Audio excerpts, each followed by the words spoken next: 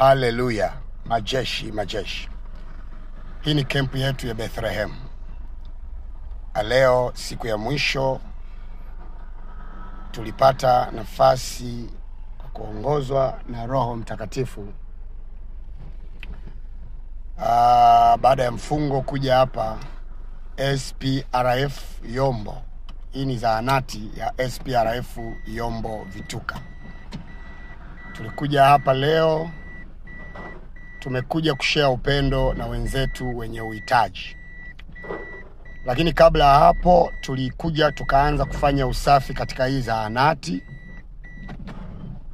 Kama unavyoona tulikuwa tunalima, tulikuwa tunafagia na kufyeka pia, ili kuweka mazingira ya hii zahanati kuwa mazuri.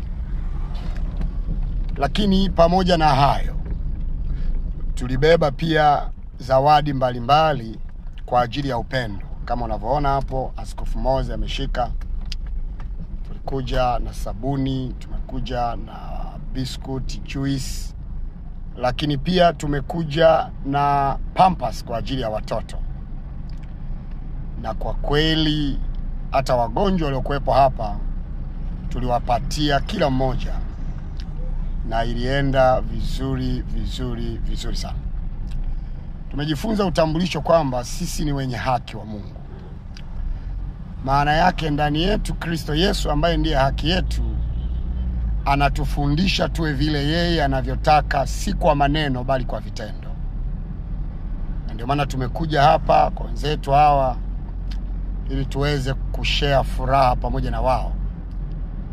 Lakini safari hii Yesu Kristo ndiye ametuongoza, kwa hiyo kila tulichokitoa ni upendo wa Bwana Yesu juu ya watoto wake hawa. Na wamepokea kwa furaha, na wamefurahi, na imeenda vizuri, na kila mmoja amepata kile ambacho kwa kweli kimempa furaha. Lakini kitu tumegundua, kuna watu wana uhitaji, ndugu zangu. Na watu hawa hakuna kitu kidogo kwao. Kile ambacho wewe unawaza ni kidogo kwao ni kikubwa sana, na wanakipokea kwa furaha kutoka ndani ya mioyo yao.